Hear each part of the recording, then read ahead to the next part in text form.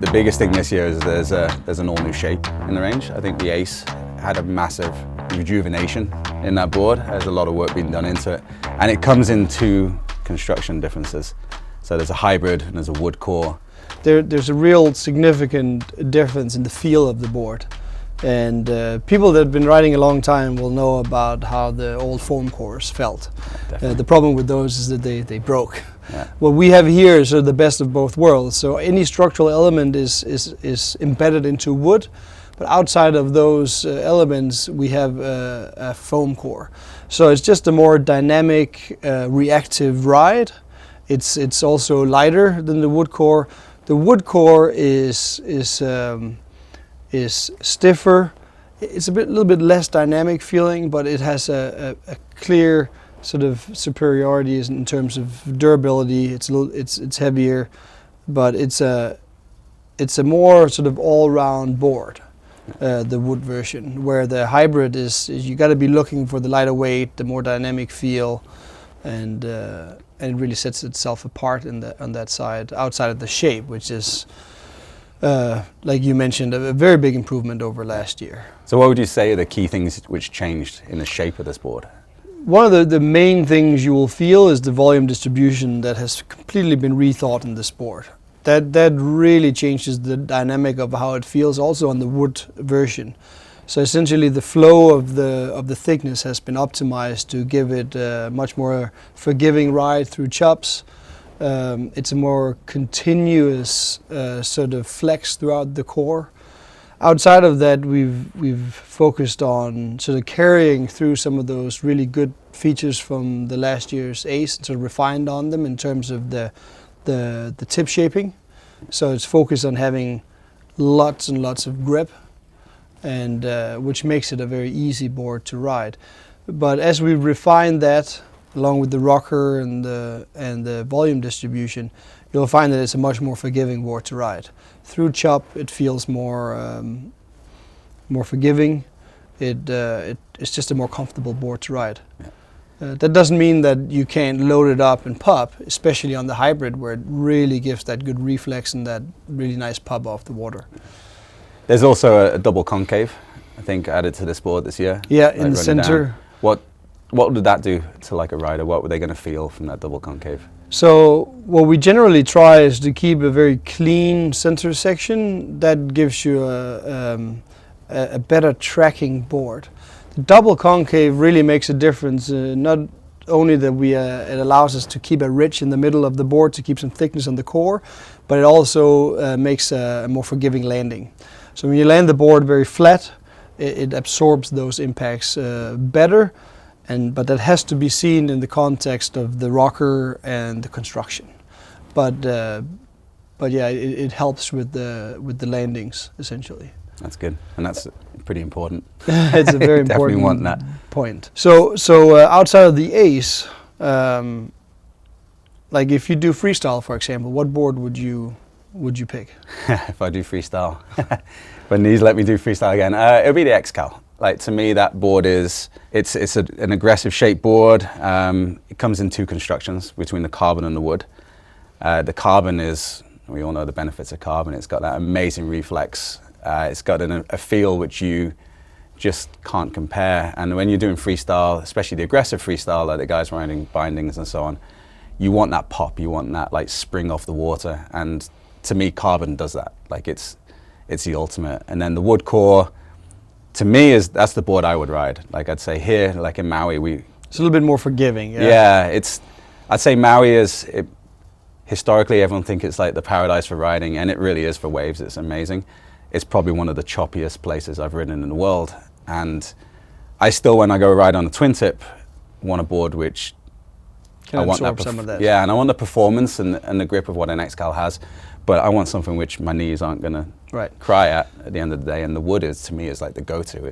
Yeah, and you also touched on the grip, which is another point that sets the XCal apart. You know, it really has superior grip. Now you can adjust that with the size of fin you use as well, but the XCal is a wider outline in the tail, so it just gives you more bite. It has a more aggressive or a slightly lower rocker, which again gives you more bite on the tail to load up. It also makes it a more technical board to ride compared to the Ace. But again, for freestyle, for like even big air where you want to go really fast, load up hard, that's where you really get the benefit of the X-Cal. Yeah. So both boards are wood core in both of them. Yes, and then there's correct. the carbon on the thing. The carbon we use is Japanese Toray carbon. Why do we choose that material? What's the benefits of that carbon over other stuff in the market? Apart from the look, which is really nice as well. Yeah.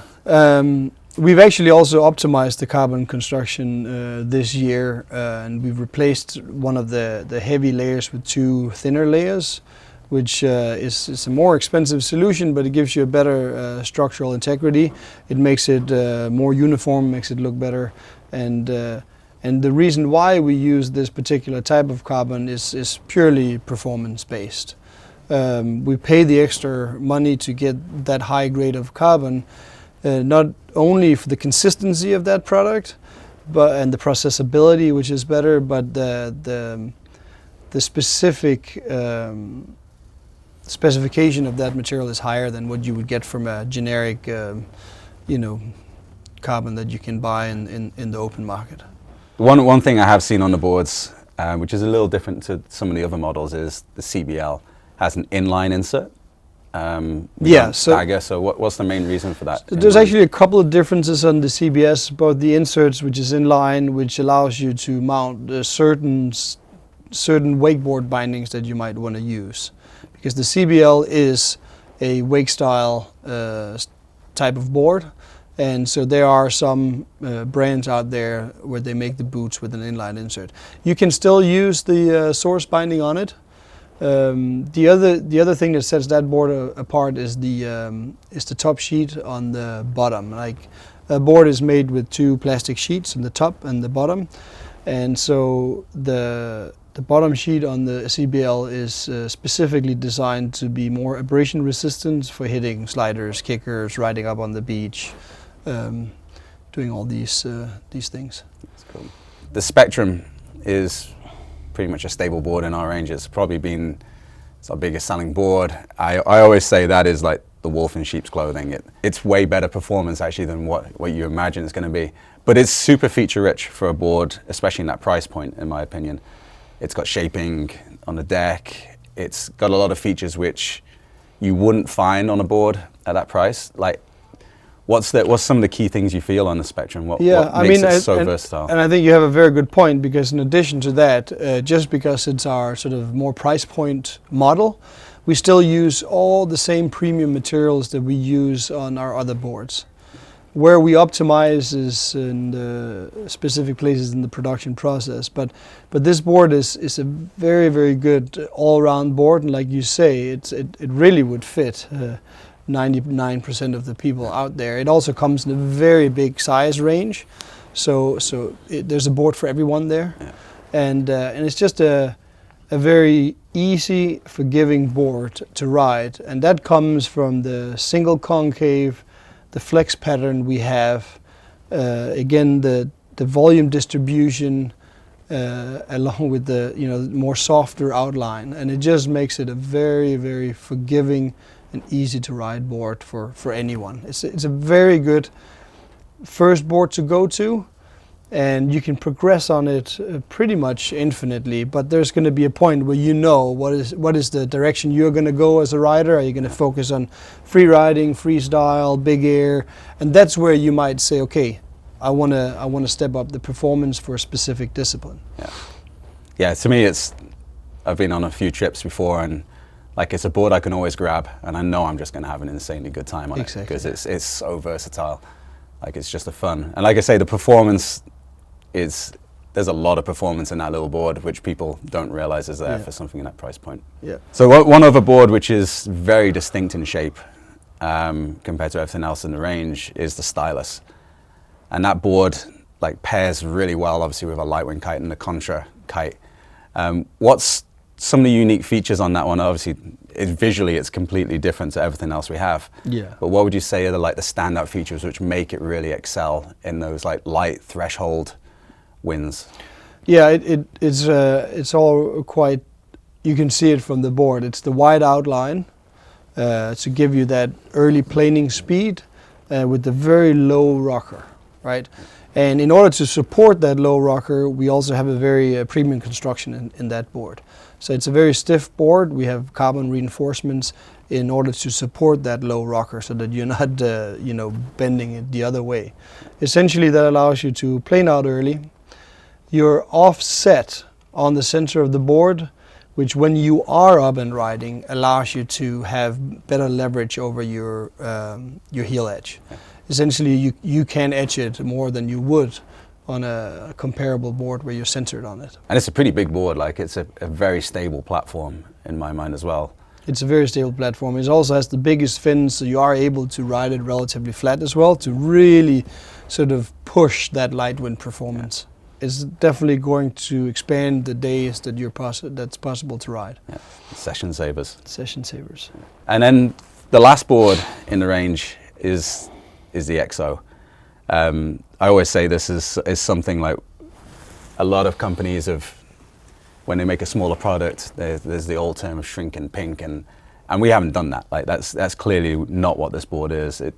To me, it's based off a foundation of what we've got on other boards in the range, but a lot of work has been done to suit smaller riders. So what are some of the key things on the XO which help that way? So it is based off the A shape. It's an evolution of that, and what we do is we tailor it to a lighter rider essentially.